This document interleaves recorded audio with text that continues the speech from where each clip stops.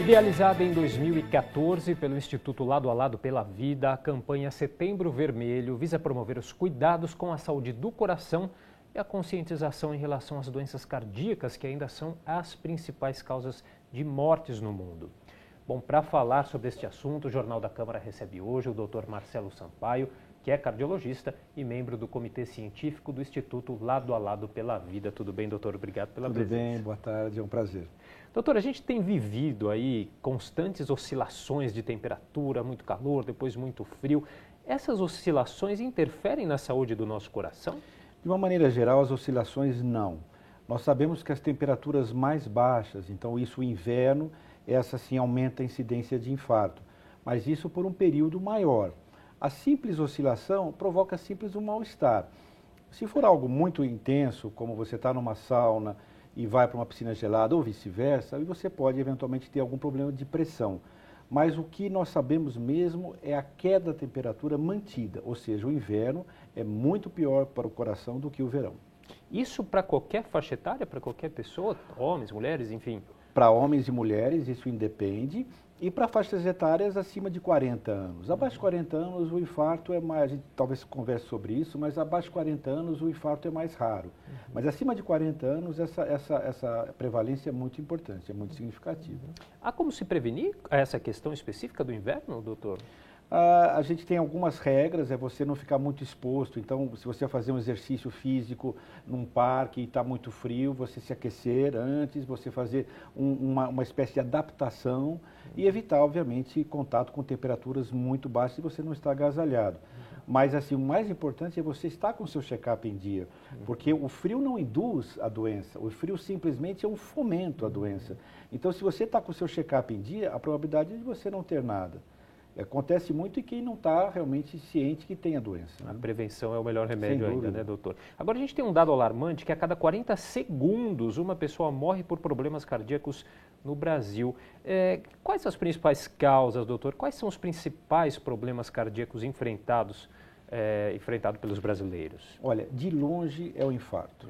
O infarto é disparado o problema cardíaco no país e no mundo, o pior, que mais leva à mortalidade. Depois nós temos as doenças do músculo cardíaco, a insuficiência cardíaca, que também vem crescendo muito, porque hoje em dia as pessoas são difíceis de morrer por um infarto, mas elas ficam com a sequela desse infarto. E a sequela é a insuficiência cardíaca, o enfraquecimento do músculo cardíaco. Temos as arritmias, que são as palpitações, as taquicardias, que também vêm em menor grau, mas de longe é o infarto a pior doença cardíaca em relação à mortalidade. O que causa o infarto? Olha, o infarto é causado por uma doença chamada ateromatose. É um nome complicado, mas significa formação de placas de gordura nas artérias coronárias. Ou seja, a artéria coronária é um caninho onde corre o sangue.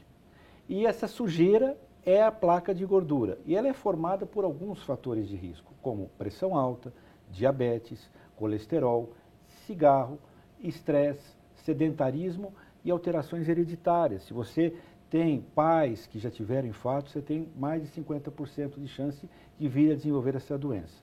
Então, a doença é as placas que obstruem. Quando elas se rompem, formam coágulos, esses coágulos obstruem totalmente a circulação do sangue, isto é o infarto. O senhor falou do cigarro.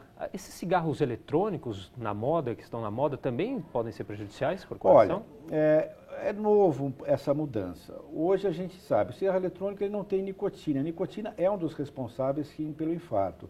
Mas o cigarro eletrônico tem outras substâncias que também são tanto cancerígenas, quanto também podem induzir a doença nas coronárias. Então a gente sabe que tudo que não é natural, que é artificial, principalmente inalado, pode vir a dar problema. Agora estão saindo estudos, porque as pessoas estão colocando outras coisas no cigarro eletrônico. Então a gente sabe que isso pode às vezes gerar pneumonias, quadros de infecção muito grande e inflamação também. Então o cigarro eletrônico eu não indicaria como um método de substituição ao cigarro normal. Tá certo, fica aí então o alerta. As bebidas energéticas, doutor, também podem ser prejudiciais? As bebidas energéticas que tantos jovens gostam, né? Quando tomado com precaução, com moderação, praticamente não tem problema nenhum. O grande problema é o abuso. As bebidas têm estimulantes, têm cafeína, aumentam a frequência cardíaca, aumentam a pressão arterial. E a gente sabe que, infelizmente, um grande contingente de jovens abusa muito e mistura energético com bebida alcoólica, e essa mistura realmente não é bom. Então, quando tomado em pequena quantidade, sem problemas. O fato é que, infelizmente, eles aumentam muito a quantidade. Né? Por que o infarto, doutor, costuma ser mais letal nos jovens? Olha, não é uma estatística realmente que nós reforçamos. O problema é que o jovem, como ele não está preparado para isto, então ele não tem um método de compensação, ele não tem fatores que vão ajudar quando ele tem esse infarto, que é o que acontece às vezes na pessoa mais idosa, porque ela já vem com a doença instalada, então o próprio organismo lança a mão de métodos de compensação. O jovem não, ele não teve tempo ainda de lançar. Então a doença, ela quando vem, ela vem agressiva e do outro lado não tem um método natural de compensação que o próprio coração lança a mão. Então, em tese, o grande problema do infarto em jovens não é a morte. O grande problema é a sequela. Você imagina uma pessoa de 20, 30 anos com infarto, que sequela vai ter nos próximos anos com 40, 50, 60? Esse é o grande problema. Dificilmente o jovem morre após o infarto, mas ele fica com sequelas. Normalmente quais, doutor? A fraqueza do músculo do coração, insuficiência cardíaca, ele tem falta de ar, às vezes até para tomar banho, para subir uma ladeira, até para conversar. Eu tenho jovens que infelizmente chegam nesse ponto com 35, 40 anos e estão com a vida condenada.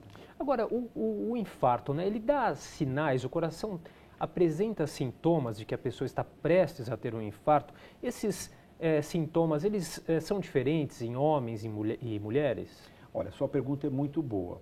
Eu diria que, de uma forma geral, não dá sintomas de aviso à pessoa. Pode sim, um médico experiente, num pronto-socorro, num consultório, ele pode detectar alguma coisa, mas as pessoas não podem se fiar, eu não sinto nada, por isso eu não tenho nada. Não. Em geral, o infarto é silencioso, um pouco antes de você ter o infarto é silencioso, e aí você é surpreendido com uma grande dor no peito. Essa é uma dor no peito em repouso, com duração de 20 minutos, pode subir para a região do pescoço, pode subir para o braço, pode ir para o braço. Ele não dá esse tipo de aviso, de alerta. Às vezes a gente tem dores no peito relacionadas aos esforços, mas isso não é algo que para ter como regra. Dores na boca do estômago, doutor? Pode também. O infarto da parede mais baixa do coração pode ocasionar uma confusão com uma úlcera ou uma gastrite. Muitas pessoas vão no médico e às vezes até o próprio médico erra o diagnóstico e fala que é uma gastrite e medica como tal. Então, muito importante, qualquer dor acima de 20 minutos em toda a região do tórax e no começo, na região da cima da barriga, tem que ser vista, a pessoa tem que ser encaminhada para um serviço de urgência. Você me perguntou se há uma diferença entre homem e mulher. Sim, as mulheres têm dores às vezes mais atípicas, não são tão típicas assim. E às vezes ela tem outros sintomas que não só a dor. Então isso é uma característica da anatomia feminina, por isso que existe esse diferencial. Uma vez instalado, segue o mesmo curso. Por exemplo, quais sintomas fora dor, no caso das mulheres? Olha, tonturas, palidez, mal-estar, náusea, palpitações, desmaios. Às vezes ela está mais associada com esta condição. Às vezes tem dores em outros lugares, dores nas costas, dores só no ombro.